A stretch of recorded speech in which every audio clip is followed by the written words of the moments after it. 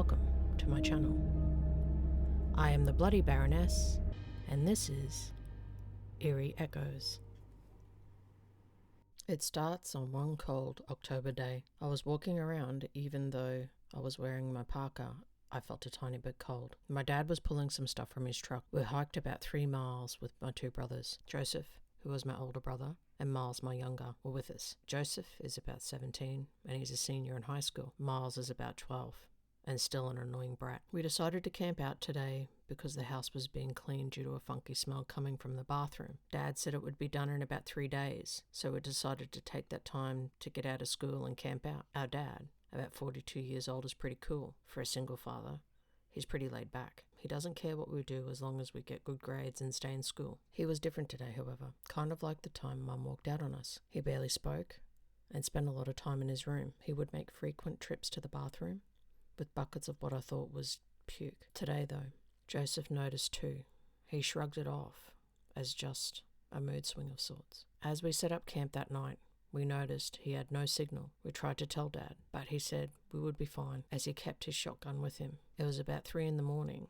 A clicking noise came from his tent. We didn't know what it was, so we just ignored it. Later on, our little brother couldn't quite fall asleep, so we decided that the 3 of us should go walking. We weren't scared of the woods or darkness, so we went deep into the trees until we reached the river. Stones to throw, fish to catch.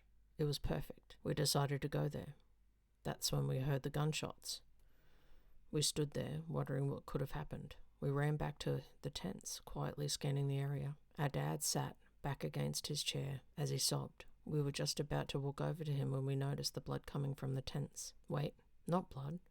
Kool-Aid. We watched as he cried.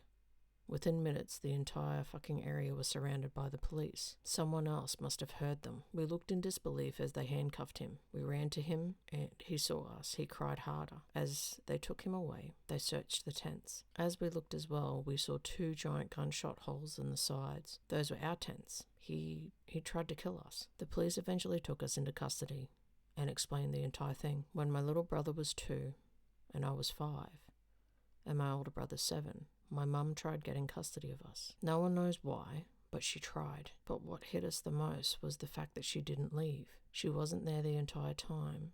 She didn't leave us, like Dad said. She was underneath the bathroom. It hit me. The dread in my father's eyes, the buckets of puke, the frequent visits to the bathroom.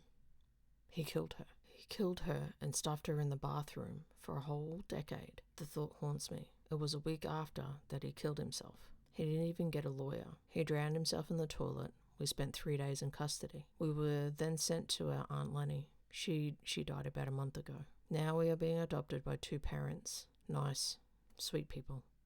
Fairly young compared to Dad. There's one odd thing, however. They used to have children, and there's a funky smell in the bathroom.